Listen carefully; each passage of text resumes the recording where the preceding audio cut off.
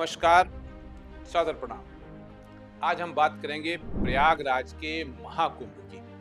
महाकुंभ की उपयोगिता के बारे में बात करेंगे, उसकी सार्थकता के बारे में बात करेंगे।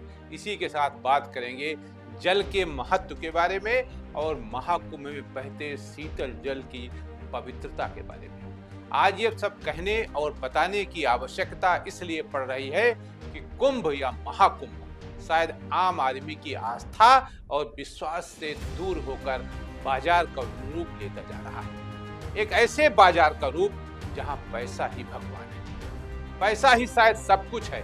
तभी तो महाकुंभ में विचरण कर रहे और गंगा जमुना तथा अदृश्य सरस्वती के जल में स्नान करने वाले भी कह रहे हैं यहाँ हेलीकॉप्टर से गिरने वाले फूलों के अलावा सब कुछ पैसे से मिल रहा है। मैं इस बात की पुष्टि तो नहीं करता, लेकिन इतना तो अवश्य मानता हूँ पैसा भगवान तो नहीं, लेकिन भगवान से कम भी नहीं। मैं बात महाकुंभ के जल की कर रहा था, इसलिए उसी पर आता हूँ और बताता हूँ कि आज ही उत्तर प्रदेश का पूरा मंत्रिमंडल न केवल सामूहिक स्नान के लिए वहां उपस्थित है, बल्कि मंत्रिपरिषद यानी कैबिनेट की बैठक भी आज यहाँ मुख्यमंत्री योगी आदित्यनाथ के नेतृत्व में हुई।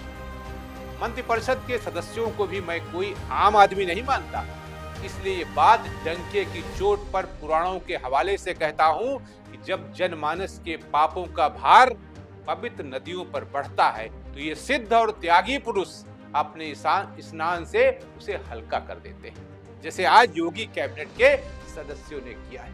हम सब जानते हैं कि कुंभ के दौरान बहने वाले जल की विद्युत शक्ति संतों के प्रथम स्नान से उत्पन्न तप और निस्वार्थ भावों की अलौकिक ऊर्जा में स्नान करने वाले हम जैसे करोड़ों मनुष्यों के जीवन को आचारमय और तेजोमय बनाने की अद्भुत शक्ति होती है। हमें ये मानना और समझना होगा कि कुंभ एक दिव्य ऊर्जा का संगम है जो व्यक्ति के मानसिक और आत्मिक शुद्धिकरण का कारण बनता है। यही कारण है कि कुंभ की तिथियां हमेशा तय रहती हैं। स्नान, संतों और अखाड़ों के स्नान, कैबिनेट के स्नान और अन्य परंपराएं हजारों वर्ष से हमें नियमानुसार जारी है। हम ये भी जानते हैं कि भारत में 4 प्रमुख स्थानों पर जो कुंभ आयोजित होते हैं वो सभी नई नदी तट पर होते हैं, क्योंकि जल ही कुंभ का मूल केंद्र है।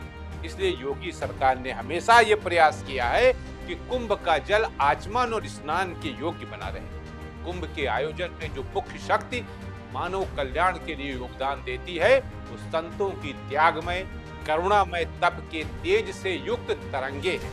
वैसे अब इसमें काफी कमी आ रही है और यही कारण है कि इस बार कमी को लेकर चर्चाओं का बाजार भी कर रहा है। जानते चलें कि अणुओं के घर्षण से मस्तिष्क में विद्युत तरंगे उत्पन्न होती हैं जो विचारों में बदल जाती हैं। इन विचारों को आदत के रूप में लाने के लिए महत्वपूर्ण कार्य शरीर में मौजूद रक्त की आकर्षण शक्ति है जो जल तत्व के रूप में है। ग्रह, नक्षत्र, पर्व और अन्य ऊर्जा स्रोतों की तरंगे जल तत्व में शक्ति के रूप में संचित रहती है। पंच तत्वों में ऊर्जा को आकर्षित करने वाला प्रमुख तत्व जल है।